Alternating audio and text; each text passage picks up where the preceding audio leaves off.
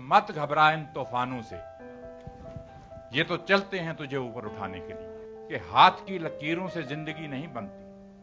अगर आप ये सोचो किसी भी लाइन के अंदर, अगर आप ये सोचो कि आप जाके ज्योतिषी को ये हाथ दिखलाओगे और ज्योतिषी आपको बड़े से बड़ा आदमी बना देगा, मैं इस बात को नहीं मानता। वो शेर ये है कि हाथ की लकीरों से जिंदगी नहीं बनती, अज़म हमारा भी कुछ हिस्सा है जिंदगी बनाने में।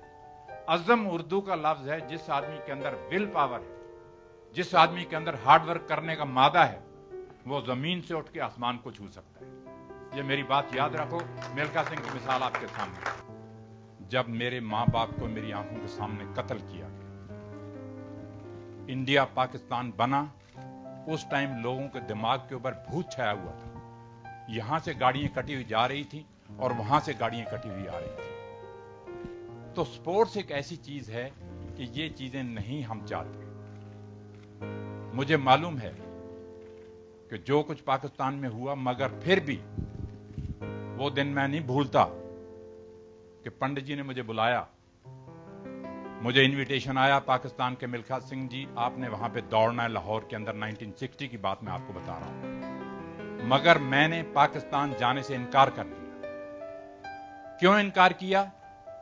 क्योंकि वो जब उस रात का सीन मेरी आंखों के सामने आता था कि किस तरह से मेरे मां बाप की गर्दनें उतारी जा रही हैं, किस तरह से मेरे बहन भाइयों को मारा जा रहा है, तो वो चीज जब सामने आती थी तो दिल दहल जाता था और मैंने कहा कि मैं पाकिस्तान नहीं जाऊंगा। और आप लोगों ने ही पेपर में छापा कि मिल्खा सिंह ने पाकिस्तान जाने से इनकार कर दिया। मगर पंडित जी ने मुझे बुलाया, पंडित जी ने कहा मिल्खा जी नहीं, हमारा पड़ोसी देश है, स्पोर्ट्स जो है ये प्यार बढ़ाती है, भाईचारा करती है, हमने जाना ही जाना है पाकिस्तान। तो नेक्स्ट डे आप लोगों ने अखबारों में छाप दिया कि मिल्खा सिंह मान गया और पाकिस्तान जाएगा। जब मैं वहां पे गया, मुझे याद है कि वाघा बॉर्डर के ऊपर उन्होंने फूलों से जीप सजाई हुई थी, उस जीप के अंदर मुझे उन्होंने खड़ा किया। दोनों तरफ सड़क के बच्चे और पब्लिक सारी खड़ी थी। करीबन 15-16 किलोमीटर का डिस्टेंस है वाघा बॉर्डर से लाहौर का, और जीप के अंदर मैं खड़ा हूं, तिरंगा झंडा और पाकिस्तान के झंडे इस तरह से लहरा रहे हैं और मिल्खा सिंह के नारे लग रहे हैं। जब मैं वहां पाकिस्तान पहुंचा, होटल के अंदर जाके देखा, एक पेपर पड़ा था, एक अखबार पड़ा था जिसके अंदर लिखा हुआ था मिल्खा सिंह और अब्दुल खालिक की टक्कर, इंडिया और पाकिस्तान की टक्कर। वो जब चीज मैंने पढ़ी, मेरे दिल के अंदर मैंने कहा यार ये चीजें इनको नहीं छापनी चाहिए, हम यहां किसी और काम के लिए आए हैं और ये चीज इन्होंने छाप दी है यहां। छोड़िए इन बातों को। जब लाहौर स्टेडियम के अंदर दौड़ने के लिए गए, 60,000 आदमी वहां पे बैठा था। 60,000 आदमी जब बैठा था तो वो सिर्फ मिल्खा सिंह और अब्दुल खालिक की दौड़ देखने के लिए आए हुए थे। मेरे से पहले, मिल्खा सिंह से पहले, मैं थोड़ा सा आपको जिक्र करना चाहता हूं कि अब्दुल खालिक जो था वो एशिया के अंदर, वर्ल्ड के अंदर माना हुआ रनर था जो पाकिस्तान ने प्रोड्यूस किया था। जब वो टोक्यो में मेरे से हार गया एशियन गेम्स के अंदर, फोटो फिनिश के अंदर, तो पाकिस्तान ने मुझे वहां बुलाया लाहौर के अंदर कि नहीं, वो गलती से अब्दुल खालिक वहां हार गया है, मगर यहां अब आके उसने यहां लाहौर के अंदर आके दौड़े हमारे आदमी के साथ। तो मुझे याद है कि 200 मीटर के जब स्टार्ट होने लगी रेस, जनरल अयूब वहां पे बैठे हुए हैं, 60,000 आदमी स्टेडियम के अंदर बैठा हुआ है। जब रेस शुरू होने लगी तो ऐसे सन्नाटा छाया हुआ था कि जैसे एक भी आदमी स्टेडियम के अंदर नहीं बैठा हुआ। रेस शुरू होने से पहले 2-3 मौलवी आए वहां से, पौड़ियों से उतरे, नीचे आए, आके मैं यहां खड़ा हूं, अब्दुल खालिक यहां खड़ा है, आके कहते हैं खुदा हाफिज, आपको खुदा दुश्मनों से फतेह दे। जब वो जाने लगे वापस, मैं उनका मौलवी जी हम भी खुदा के बंदे हैं। वापस आए और उन्होंने मुझे भी कहा कि खुदा आपको भी ताकत दे। मैंने मौलवी से ये लफ्ज कहे, मैंने कहा मौलवी जी ये चीजें जो हैं प्यार बढ़ाने के लिए हम करते हैं, हम यहां आए हैं भाईचारा ना कि ये आपने जो लफ्ज इस्तेमाल किए हैं दुश्मनों से फतेह दे, मैंने कहा ये मुझे अच्छे नहीं लगे। कहने लगे नहीं, आपको भी खुदा ताकत दे। तो दोस्तों, मुझे अभी तक याद है कि अगर आज फ्लाइंग सिख का नाम मशहूर है सारी दुनिया के अंदर, मिल्खा सिंह का नाम मशहूर है सारी दुनिया के अंदर, तो ये क्रेडिट जो है पाकिस्तान को जाता है। जनरल अयूब ने